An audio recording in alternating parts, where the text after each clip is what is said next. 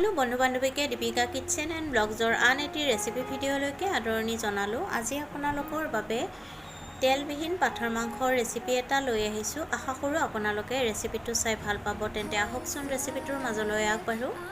পাঠাৰ মাংসখিনি ভালকৈ ধুই পখালি তাত ডাঙৰকৈ কাটি লোৱা পিঁয়াজ দুটা, খুন্দি লোৱা আদা নহৰু 2 চামুচ, বিলাহী ডাঙৰ চাইজৰ এটা আৰু সোৱাদমতে নিমখ হালধি দি মাংসখিনি প্ৰথমতে ভালকৈ সানি ল'ব লাগিব।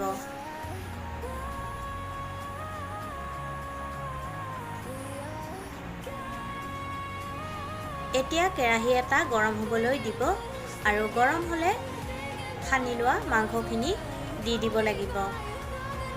এতিয়া গেছৰ জুই মিডিয়াম ফ্লেমত ৰাখি মাংসখিনি কম জুইতে 10 মিনিটমান সময় লৰাই ভাজিব লাগিব।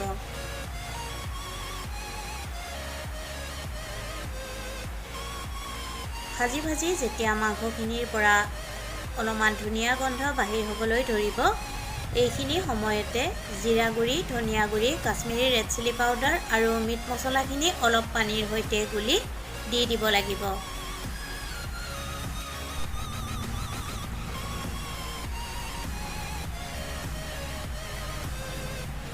মছলাখিনি দিয়াৰ পিছতো ভালকৈ লৰাই পুনৰ কিছু সময় ভাজিব লাগিব।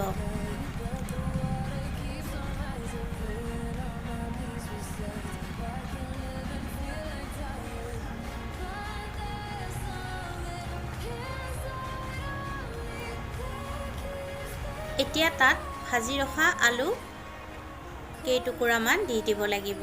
আলুখিনিও 80% ভাজি লোৱা হৈছে। আলুখিনি দিয়াৰ পিছতো লৰাই কিছু সময় ভাজিব লাগিব। এতিয়া জোখমতে গৰম পানী ব্যৱহাৰ কৰিব।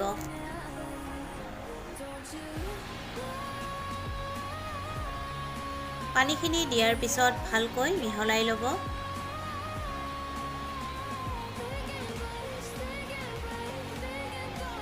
আৰু পুনৰ মাংসখন 15 মিনিটমান সময় গেছটো চিমত ৰাখি উতলাব লাগিব।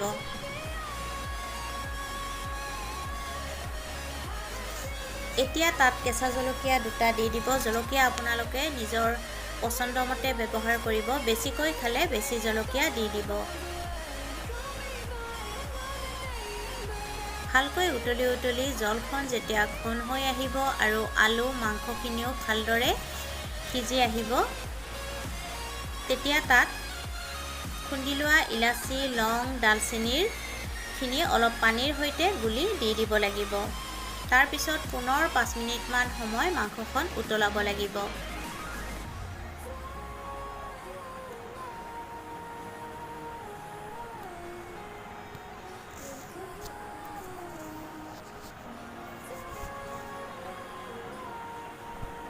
এয়া তেলবিহীন